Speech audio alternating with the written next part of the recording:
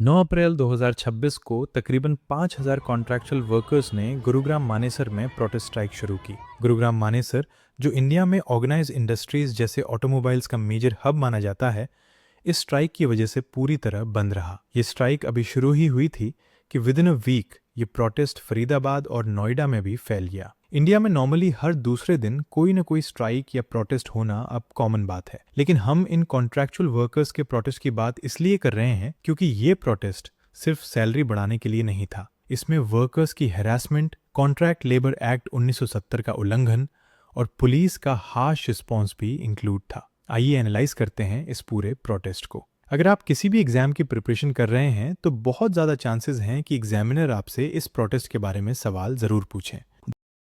The union ministry of statistics ने data release किया जिसमें पिछले 30 सालों में ऑर्गेनाइज इंडस्ट्रीज में कॉन्ट्रैक्ट लेबर 15% से बढ़कर 40% हो गया। यही था इस प्रोटेस्ट का पहला कारण, कॉन्ट्रैक्ट लेबर। पहले समझते हैं कि कॉन्ट्रैक्ट लेबर आखिर होता क्या है। Organise industries contract labour regulation and abolition act 1970 के तहत काम करती हैं, जिसमें 3 पार्टीज इन्वॉल्व होती हैं। पहली होती है प्रिंसिपल एम्प्लॉयर, जो डायरेक्टली कंपनी के लिए काम करता है। दूसरी होती है कॉन्ट्रैक्टर, जिसका काम प्रिंसिपल एम्प्लॉयर को वर्कर्स सप्लाई करना और उनका सुपरविजन करना होता है। तीसरी पार्टी होती है कॉन्ट्रैक्ट वर्कर्स, जो लीगली कॉन्ट्रैक्टर के एम्प्लॉयज होते हैं। अब प्रॉब्लम कहाँ आती है वो समझिए। एग्जाम्पल के तौर पर एनसीआर की एक कंपनी है XYZ वुड्स, जो फर्नीचर सप्लाई करती है ऑल ओवर इंडिया। अब इस कंपनी ने एक एम्प्लॉय अभिषेक को हायर किया, जो प्रिंसिपल एम्प्लॉयर के रूप में काम कर रहा है। अब अभिषेक आगे कॉन्ट्रैक्टर को हायर करता है ताकि कॉन्ट्रैक्टर उसे वर्कर्स सप्लाई कर सके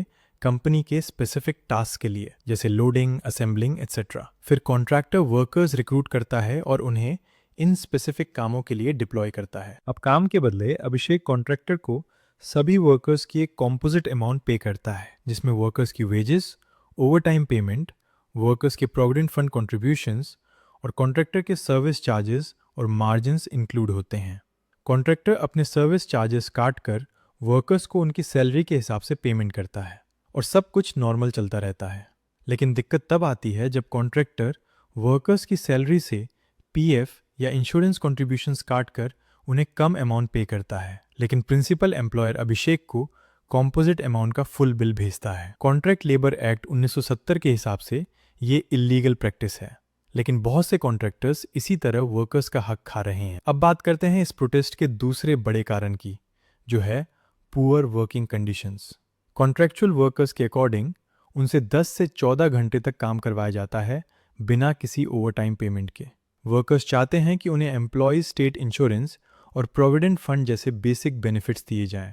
इस प्रोटेस्ट में बहुत सी विमेन वर्कर्स ने भी पार्टिसिपेट किया। उनके अकॉर्डिंग 13 घंटे की वर्किंग शिफ्ट के बाद ना तो उन्हें सेफ फैसिलिटीज दी जाती हैं रात के वक्त काम करने के लिए, और ना ही उन्हें मेल वर्कर्स के बराबर वेजेस मिलती हैं। कुछ विमेन वर्कर्स के मुताबिक उन्हें अनसेफ इंडस्ट्रियल कंडीशंस में हैरेसमेंट का भी सामना करना पड़ता है। कई इंडस्ट्रीज में तो पिछले कई सालों से वेजेस रिवाइज ही नहीं की गई हैं, राइजिंग कॉस्ट ऑफ लिविंग के बावजूद। बहुत से वर्कर्स अभी भी 10,000 से 15,000 रुपए की लो वेजेस पर काम कर रहे हैं। नेशनल कैपिटल रीजन जैसे महंगे एरियाज में वर्कर्स चाहते हैं कि उन्हें मिनिमम वेज कम से कम 20,000 से 25,000 रुपए मिले ताकि वे अपना घर चला सकें। अब आपके मन में सवाल आ रहा होगा कि वेजेस तो काफ़ी समय से इतनी ही थी, तो प्रोटेस्ट अभी क्यों हुआ? इसका जवाब सिंपल है। फूड, रेंट और गैस प्राइसेस का बढ़ जाना, जो यूएस, इजराइल और ईरान के कॉन्फ्लिक्ट की वजह से और ज़्यादा महंगा हो गया। जब एक इंसान अपनी बेसिक नीड्स भी पूरी नहीं कर पाता तो उसके पास प्रोटेस्ट के अलावा और कोई ऑप्शन नहीं बचता। और जब वर्कर्स ने अपनी कुछ वाजिब डिमांड्स के लिए प्रोटेस्ट किया